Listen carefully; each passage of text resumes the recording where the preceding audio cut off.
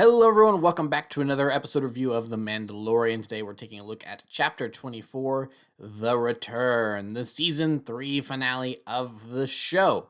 And I am a teensy bit underwhelmed. Not totally completely underwhelmed. Just a teensy bit, mind you. Honestly, I don't really have too many, notes or anything on this episode except for one or two little small things. The first, 2/3 of this episode, fight, run, shoot, fight, crashing spaceship, heartfelt ending with the Grogu and the music and the flames and all that's good. I'm honestly fine with all of that. It's everything that happens afterward I'm more take issue with. So the actual story portion, really, because all the fight stuff was really cool. It was cool to see Mandalorians united, flying around together. As I said this a couple episodes ago when they saved Navarro. It's I like seeing Mandalorians do Mandalorian things and flying around. And the moment where Casca Reeves saw that she had two super commandos on her tail, so she cut her jetpack right above the little platform and she slid off of it and used that momentum to be able to turn around, and then she opened up, she activated her jetpack again and then used the knee rockets to take out the super commandos. Awesome. Just awesome. I love Mandalorians so much. That is so cool. And then the armorer, everyone has blasters except the armorer. And at first you think, well, that's kind of dumb of her. But then you realize, oh, no, wait, that's actually really smart because everyone here is wearing Beskars, so a lot of the shots are just going to bounce off anyway. So she's getting up close and personal and bashing people's heads in with enough force with that she is giving people concussions or knocking them unconscious or whatever, so they're just going to fly into a wall or down into the abyss or whatever, and they're going to die, or breaking their ribs. It's doing whatever, getting around the armor with it and stuff. It was actually really smart and honestly really brutal. There's actually a lot of brutal kills in this episode. For instance, the Praetorian guards that Din Djarin takes out. At least one of them, he may have done this with two of them, but at least one of them, he manages to get his vibroblade underneath the Praetorian guard's helmet and stabs upward, which means he stabbed him in the chin, which means the blade went all the way through the guy's skull. Let's just sit on and think about that for a moment. So, yeah, good thing they didn't do a close-up on that, or else this episode would have had to be rated R. Ooh, I saw that.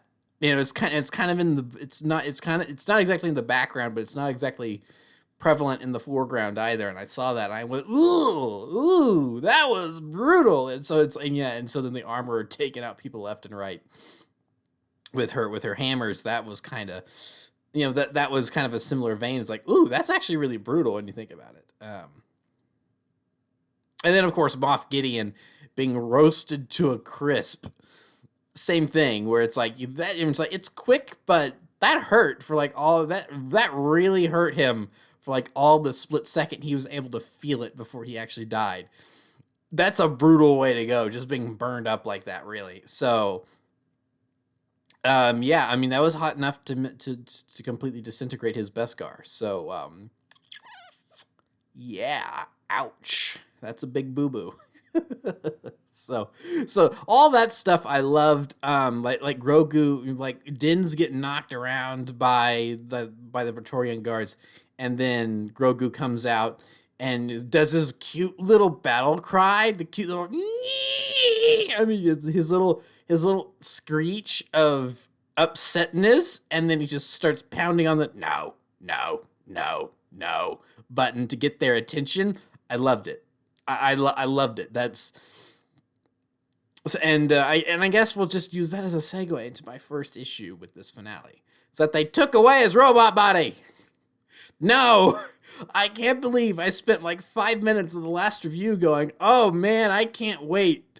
I really hope that they keep this thing around because I really like the idea of Grogu helping out with the IG-11 body. It's able to get him more involved into the plot, so you don't have to drop him off at the sitters every couple episodes, and blah blah blah. And all this is you can give him other buttons and everything. It's going to make him communicate better and all this different stuff. And then what do? They take it away and they just bring back IG-11. It's frustrating. I really liked that. It's like I'm glad that we have it for the moments we had it. But I feel like there's a lot of wasted potential there. It's like I feel like that's an actual I think mistake. But I don't know their reasoning for. I feel like a lot of their reasoning for bringing back IG-11 had to do with the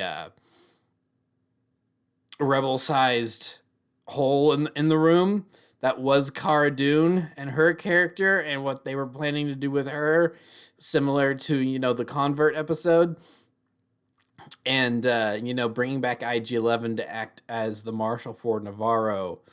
I really feel like that's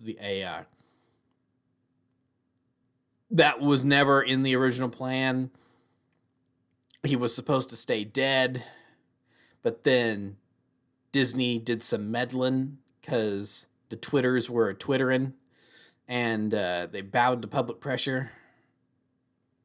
And so that happened.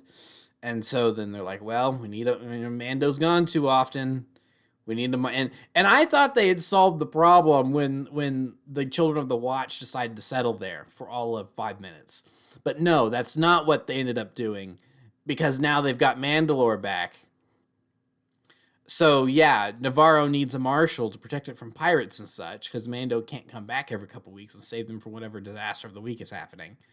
So I agree it makes sense for IG-11 to be the marshal. But at the same time, I find IG-11 so weird in this season, because technically he's a character this season while also not being a character, because the whole opening episode is really about him. It's about, we need to put this droid back together so he can help us track stuff on Mandalore, and I trust him. Because I obviously have this thing with droids that we went into in the first season. So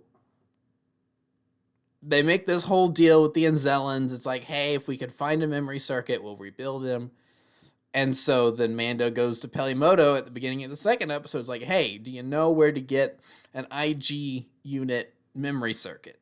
And she's like, nope, why do you need one? It's like, well, because I need to rebuild this droid to help me navigate Mandalore. Here, take this droid that really only hardcore Star Wars fans are going to recognize as the droid from A New Hope. Have him be your R2-D2. And Mando just kind of begrudgingly goes along with it. And then IG-11 is dropped and not even mentioned again for like the next 7 episodes, or 5 episodes. I'm bad at math. And then he's brought back up finally in episode 7. It's like, oh yeah, that was supposed to be a plot line. And then it's like, oh hey, now he's a robot body for Grogu. I'm like, that's a weird turn, but you know what? I like it. That's a smart idea. It's not where I was expecting it to go, and honestly, this is better. I really like this. Then he gets his arm and legs chopped off by a Praetorian guard in episode 8. And then they just happen to go to this New Republic outpost to talk to Carson Teva. And then there just happens to be a busted IG-11 unit head, or an IG unit head, sitting there as a trophy for all the New Republic pilots to gawk at. And Mando's just like, hey, can we have that as a down payment? And Carson Teva's like, yeah, I guess so. And so, hey, yay, IG-11's back, and now he's got a fancy red paint job. Whoop-de-doo. And forevermore are we deprived of yes, yes, yes, no, yes, no, no, yes, yes. And I don't know. It could totally be a production thing where John had the idea. He pitched it. Everyone's like, that's awesome, let's do it. And then they actually got to implementing it, and it may have been like some sort of nightmare behind the scenes. Because I'm going to be very curious because I know here in the next couple weeks they're probably going to put out one of those Disney galleries that they always do, talking about the behind the scenes stuff. They'll probably shadow drop that on May the 4th. because I think they did that with Book of Boba Fett as well. It's like, hey, here's a thing about the making of Book of Boba Fett. So I'm sure they'll probably do the same thing with Mando here. I'm very curious how they pulled this off, because a lot of it looks like a practical effect. Grogu is certainly a practical effect in there. At least I'm pretty sure. So I could see them deciding to ditch the idea pretty early on, because you've essentially now got a puppet within a puppet.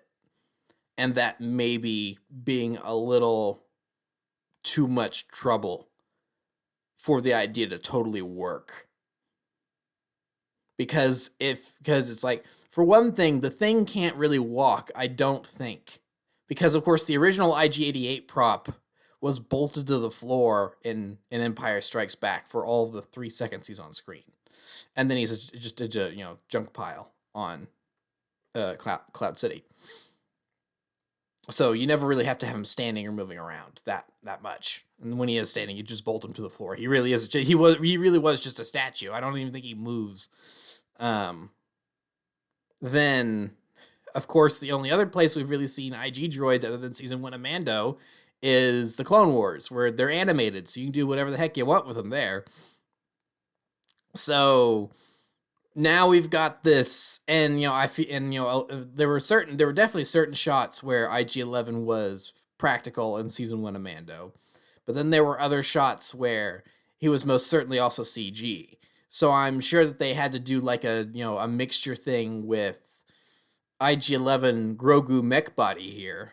So it's like, what shots were CG, what shots were practical, what shots were a mix of. So like the scene where in the last episode where they're at the little market stall, I'm sure that was all practical, because you got the thing standing still. You can control the arms. You can control Grogu. You can have, I'm sure it was I can't remember their names, but the stunt doubles for Pedro Pascal that are as much the character as he is at this point, and always have been. And have them fighting with him. It's like, no, put down the melee run, put down you've squished it, and now there's melee run juice everywhere. And I'm sure that shot was probably practical, but then there's a lot of like, well, when the thing's walking around, and it's like, and you've got Grogu doing other things, and I could see it being a production nightmare to actually get working on the set, and so they're like, all right, we can't deal with this for a whole nother season. We got to kill this idea very early on. We tried. We got it in there for a little bit, but sorry, we can't do it. And so, like, maybe they did some hasty rewrites on the set and threw out a couple scenes and refilmed them after they were rewritten or something. I could totally see that being something that happened, and that being what we got, because I like that more than Dave just going, this will be cute for 2 episodes and never reference it again. Or not Dave, Jon Favreau going, it's like, this will be cute for 2 episodes and then we'll never mention it again. It's like, I really liked it. It was cute. It was funny. It was a good way to get Grogu more involved in and it's not like he's totally defenseless without it, because he's doing flips, he's doing tricks, he's doing all this stuff. He's laughing at the Praetorian guards for a moment. He's using the Force on everything. But he it's like, size matters not, to quote Yoda, of course. But he is still so young, and so it does give him just a little bit more of that edge. Because, just imagine IG-11 piloted by Grogu. One arm has a blaster, the other arm has the Darksaber. He's fighting off Beskar stormtroopers in this episode. How that's just a cool image. I want to see fan art that pronto. That just sounds awesome. It's like, there's fire raging everywhere, the blaster fire whizzing past, and it's just this still image of Grogu, mashing buttons, and it's like, so this one guy's getting his arm chopped off by the Darksaber because it's missing the Beskar and just hitting the bodysuit, and then this other guy's getting blasted in the face by an E-11. And it's just, cute little Grogu with his cute little adorable, angry, scrunched up face. That's just a cool image. And adorable at the same time. So it's like, we could have had more of that, and I'm so sad that we won't have more of it. I don't know. Maybe next season they're gonna maybe next season they're going to get him another. Maybe they're going to give him a battle droid body or something, and they'll do. I don't know. I don't know. I really liked it, and I will now forever lament that it's gone. So we'll just have to see what they do with it, with what they do with Grogu in season 4. So yeah. That was like a legit complaint I had. Then the other complaint I had is overall, I just feel like, like I said, fight, battle. Moff Gideon gets burned to a crisp. All that was good. It was everything after I kind of had complaints with, and the reason I had complaints with it is because I kind of feel like it was rushed a bit. It wasn't terribly rushed, but it was still, it's like there were a couple scenes I was expecting / wanted to see that I feel like would give me this satisfied conclusion ending. And then we didn't get them, and the episode ended and it cut to credits, and there was no after credit scene or anything. I'm like, well, are we just not going to address this? The big elephant in the room, to kind of use that saying twice now, is no mention of Paz Vizsla in this episode at all after his death in the last one. And then of course the very, very beginning of this episode, Bo-Katan mentions him because she's trying to raise him on comms, even though he's dead. She doesn't know that yet. There's never a moment where they realize what he did for them. It's like that, and it's like, her running, she kind of has an idea of what's going to happen to him, but she doesn't know if that's actually going to happen. And so there's never a moment where they come to the understanding of this is what happened to him. There's never a moment where, it's the armor, especially because it seems like she was the one in charge of the Children of the Watch, and he was kind of like her second in command almost. So, there's never a moment where, we don't get to see her, quote unquote, reflect on it, because of course we can't read her face, but, it could just be a small tilt of the helmet that we understand that she feels sad. And then of course they bookend the season with Ragnar's induction into the Mandalorians, since the first one was interrupted. And so they're doing it again, actually on Mandalore, in the mines with the living waters, and they do the whole thing again, and they go, "This is the way," and all that. But there's never a mention of your father would be proud. It's like I feel like, I think it would be too big for him to actually wear, but I feel like it would be a cool moment for after he is inducted into the Mandalorians, if then Bo-Katan approached him and she gifted him his father's helmet. And it's like, one day you shall wear this when you are old enough and know that your father was proud of you, or something like that. It'd be a nice gesture as the leader of the Mandalorians, and also this kind of, I'm not going to say friend, because they didn't know each other very long. And it seemed like for part of that time, Paz was very reluctant to have them around. Him and Din Djarin, but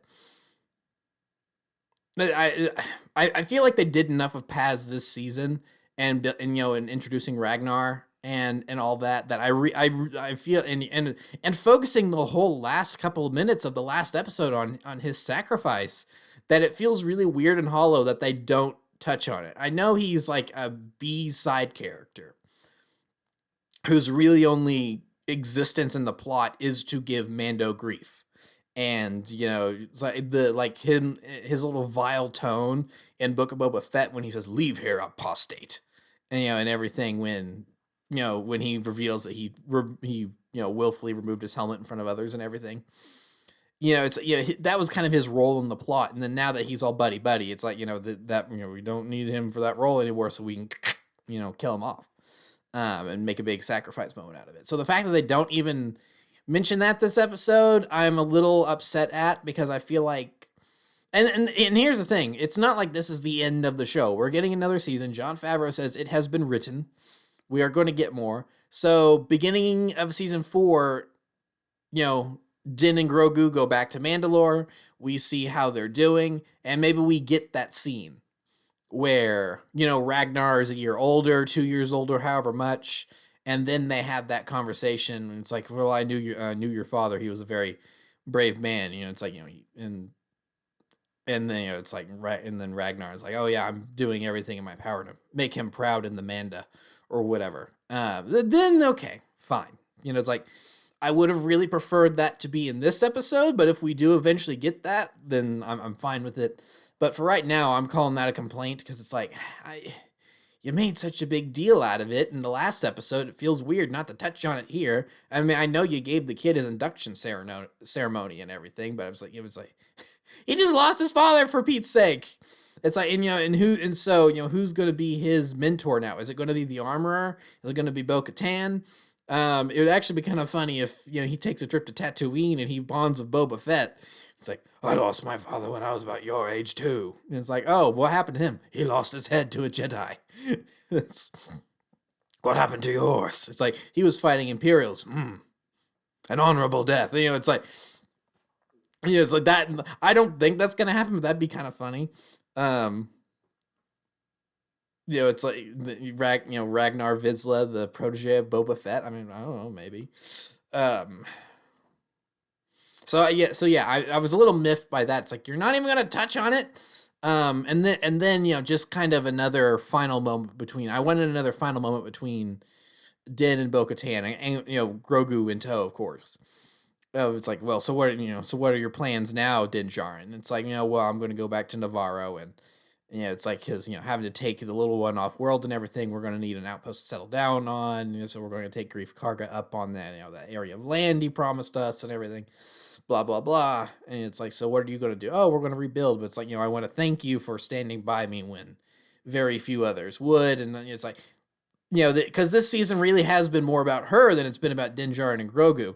So kind of, and so almost kind of a quote unquote apology from Bo-Katan for hijacking this season. Not that I think she actually hijacked it. I'm sure others will believe that and think that, but just a moment from her to do the Mandalorian handshake where they grab each other by the wrists. And for her to say, thank you for standing by, especially after the speech he gave her in the last episode. It's like, I will serve you until your song is written, and blah blah blah, and all that. I mean, return the favor, lady. Come on. It's like, and I'm sure she did return the favor. We just didn't see it, and I wanted to see it. Where it's like, it's the landing pad they're getting set up. All the ships are there, all the surviving ships are there, and well, and hold on. I mean, it's not like the N1 was there, so someone had to take him back to Navarro or wherever the N1 was stationed. So, because for a lot of the last couple episodes, they left the N1 wherever the heck they left it, maybe on Navarro, and then he's just been bumming a ride with Bo-Katan and her gauntlet. So yeah, someone had to take him back, or he had to call for someone to pick him up or something from Mandalore. So, yeah. So it's like, I would have really liked, it's like, I need to return to my people now, but our people now, but thank you for, helping me finally reclaim Mandalore so we can actually, get working on rebuilding the place for real and uniting all the clans for the first time in however long. So I wanted that scene, and I'm sure that scene happened, but I wanted to see it. Just because it would have been, again, it would have been this nice final cap to the season. And then, you have him in the N1. He goes sees Carson. He goes to see Carson Teva.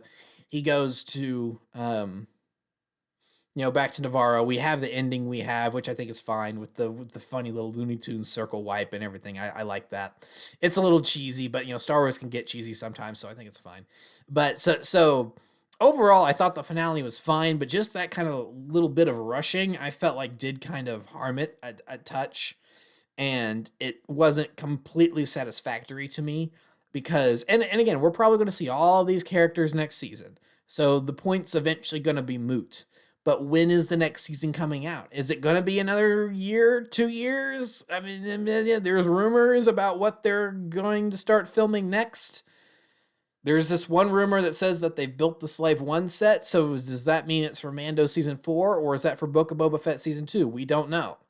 we're going to have to find if that rumor is even true to begin with. That could just be a load of bantha fodder, and it's not true, and it's just someone trying to get clicks on YouTube. So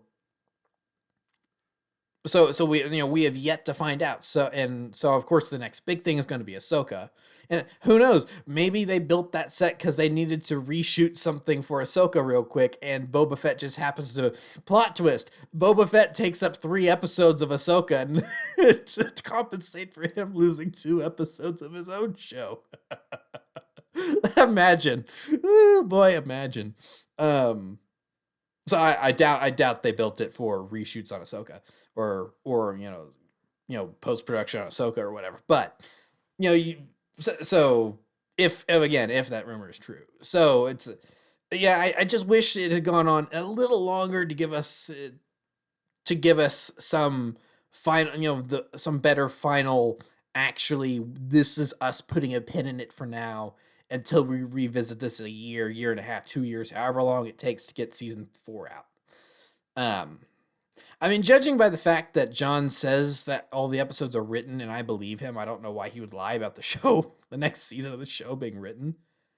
I feel like that since they're all written, it's possible they could start filming soon, and then we could have it like around, we start getting the episodes like next summer. So we would have like, I don't know, a 15-month wait or something, like a year and a half, and then until we get the next season or something like that, because they haven't said anything about filming season 4 now, because they just wrapped on post on Mando season 3 and Ahsoka, and they're probably actually still in finishing up post for Ahsoka. So they've been busy with that. So they probably haven't even been able to start Mando season 4 yet. So it's probably not going to start filming until this fall at the earliest. So when's the next season going to start? Yeah, it's just going to be a while is my point. So it's like, I wish they would have put a better final pin in some of these things. Like, and none of these scenes have to be long. It's like, if anything, it's just adding like 20 or 30 seconds onto the Ragnar introduction scene, and then we have Mando walk in with Grogu, and it's like, now he's Din Grogu. Oh, that's another thing. So apparently Din is his surname, so we've all been calling him Din this entire time. We've been calling him by his quote unquote last name, and Jar. I honestly like that, because I think Jaren is a much better quote unquote first name. And then just like whatever world he came from, the family name is the one that comes first, followed by, the personal name, the proper name or whatever. So I like that for him, honestly. And so, if we're having Din Grogu, it's like, okay, yeah, I like that. That works. Because Grogu Jaren, and maybe they were tossing this around, and then they went Grogu Jaren. And it's like, Grogu Jaren or Din Grogu? I think Din Grogu has a better ring to it. So maybe so Mando is forever now more Jaren. His name is Jaren, and I like that. That's a very Star Wars sounding name. Where Din, it's so short, it sounds dumb. It sounds like a nickname. And so Jaren. His name's Jaren. And then you have Jaren walk in with Grogu and do the whole, well, I will officially adopt him. It's like, oh, about time, yay, official adoption, and as per Mandalorian custom, and yeah, I like it.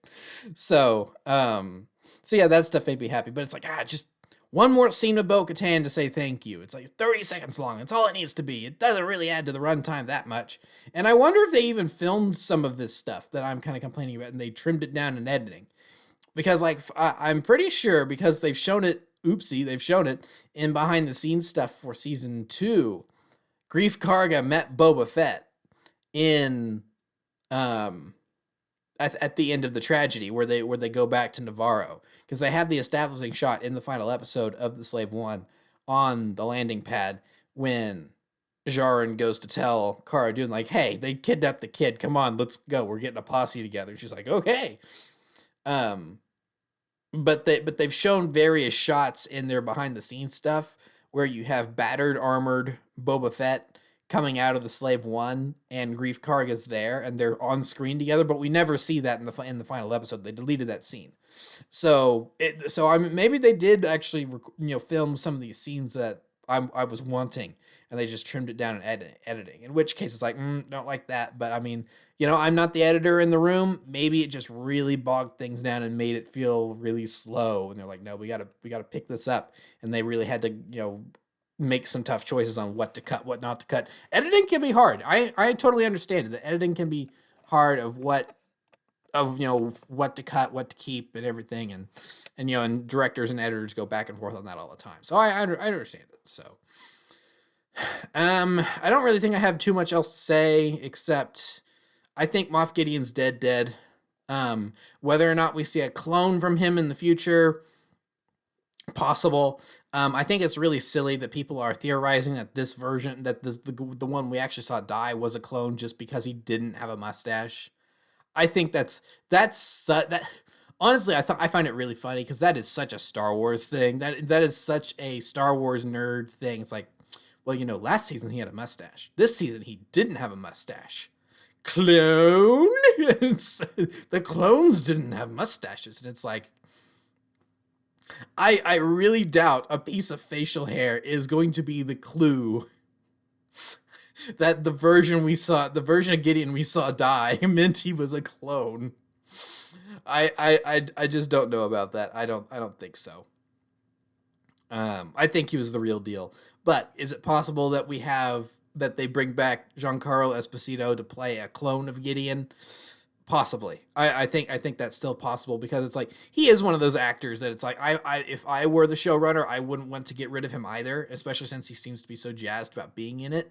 And you only get him for like 2 episodes a season or something like that. It's not very long. It's like, we had him for several episodes in season 2, but he's only in it for like 2 minutes per episode or whatever, so it's a very short amount of time.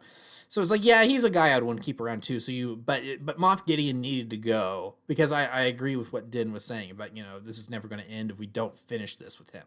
So it was time for Moff Gideon to go, because it served both Bo-Katan's story and the Din's storyline with Djarin and Grogu. So it was definitely time for him to go, but it's like, it's like, well, now you got all these clones out here, so you could bring him back. And honestly, it would be fascinating if like there's one that somehow survived because he was off world, and then like one of the Imperial remnants tried to use him as oh, look, Moff Gideon's still alive, but then he's really just a puppet. And like maybe he's totally innocent of all these things going on, and he doesn't, it's like, because I mean, as we know with the clone troopers, the clones of Jango Fett, they are their own individual persons. They have certain characteristics and mannerisms that they all share, but they're still independent thinkers. So it would be kind of interesting to have a Moff Gideon clone, and the Dins come across him, and they're like, oh, well, we gotta kill you now. And he's like, no, I am not my donor. I promise you, I don't want to do all these bad things. I want to be a good guy. And it's like, and it'd be interesting. It's like, how would Bo-Katan grapple with that? How would Din Djarin grapple with that? How would Grogu grapple with that? I think that could be like an interesting philosophical, really interesting, it would be a natural continuation of all the stuff we've been doing with clones, with the clone troopers and stuff in Star Wars for years now, about, how much individuality do they have? Are they, their donor? Is it blah, blah, blah? So I think that could be interesting, and it would give, Giancarlo a different take on the character, so he's not doing the mustache twirly, ha ha ha, I am the villain, which he does a whole lot. So, and it would still give him time to play in Star Wars. So yeah, that could be interesting. So yeah, I liked this season. I thought it was good. On the whole, I think there's some elements of it that actually make it the best season, but there's also elements of it that make it the worst season. I'm not going to call it a jumbled mess. It was uneven at times, but yeah, overall, I thought it was enjoyable. I thought it was good. I really liked it. It didn't have the jaw-dropping, cheer at the cameo moments of season 2, and it didn't have the awe and wonder of season 1 of this being a new thing. It charted its own territory. It felt like, and this is why I wanted, a better ending with Bo-Katan and stuff, because a lot of this felt like closure for a lot of different story arcs that the show had started since season 1 and other shows had been doing for a long time, like Clone Wars and Rebels. So So yeah, I liked it. I thought it was really good. I really enjoyed the Bo-Katan progression this season and everything. That was just really cool to see. And I am excited for more Mandalorian in the future. So bring it on. Bring that on. Bring Book of Boba Fett season 2 on if that's happening. I'm interested to see what Skeleton Crew is. And of course, I will be back in August with more Star Wars reviews for Ahsoka. You better believe I'm not missing that. I'm very much looking forward to that. That's going to be really cool. I think and I'm hoping. Fingers crossed, Dave doesn't let us down. In my opinion, he has not yet let us down. We don't count Resistance because he didn't really work on that. He did the pitch and wrote the 2 pilot episodes, and then he bounced because he was working on season 7 of Clone Wars. So we don't count Resistance. Everything else Dave has done, I've really liked. So yeah. That's going to be my review for season 3 of The Mandalorian. And I guess I'll see you guys next time whenever the new season comes out, whenever that may be. So thank you so much for watching. Remember to like, comment, subscribe, all that great stuff. Remember to follow me on Twitter and Instagram. Those links are in the description below. And I'll see you guys next time, at some point in the future. So thank you for watching so much. And goodbye.